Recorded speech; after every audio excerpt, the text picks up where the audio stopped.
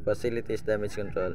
If a ship experiences damage of watertight compartment, allow damage control teams to effectively contain the flooding and pump out the water while the ship makes it.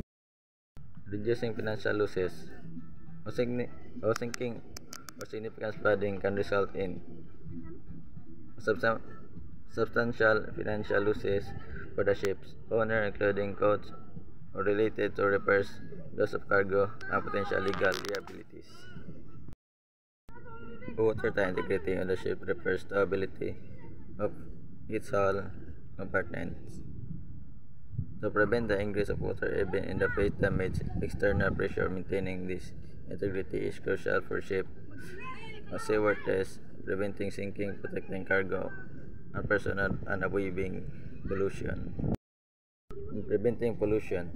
If a ship were over the flood to sink, the cargo carriers could release harmful pollutants into the environment, causing significant ecological damage. Maintaining stability.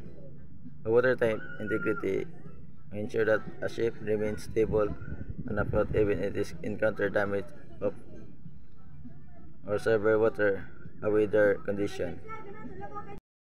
Importance of water life integrity, preventing sinking. A ship watertight compartments limit the spread of water out of its occurs, preventing progressive flooding that could cause the ship capsize or sink.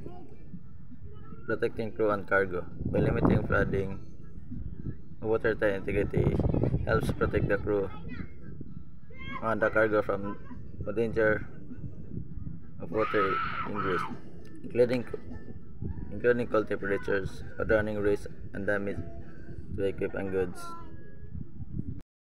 Proper design and construction. Ships are designed with watertight bulkheads and closure that prevent water from flowing between compartments.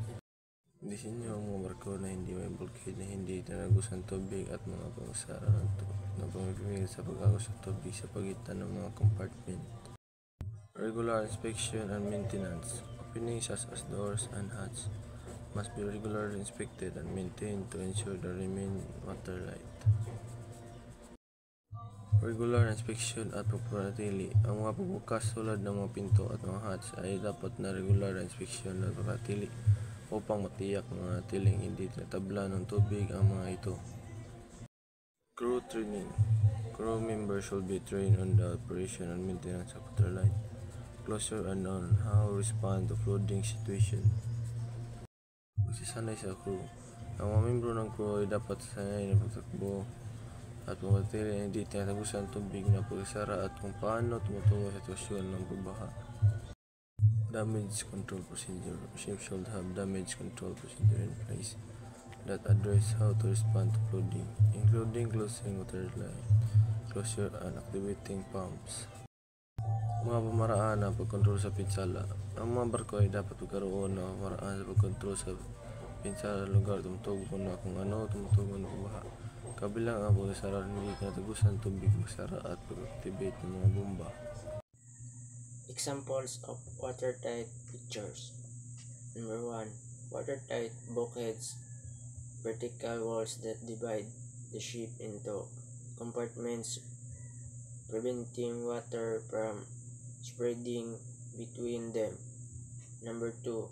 Watertight doors and hatches, specialized doors and hatches that can be closed tightly to prevent water ingress.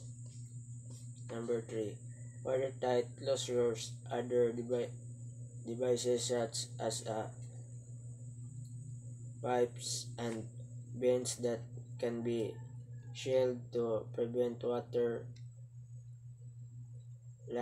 leakage. Example by prioritizing and maintaining watertight integrity. Ship owners and operators can significantly reduce the risk associated with sealing and ensure the safety of their crew, cargo, and the surviving environment.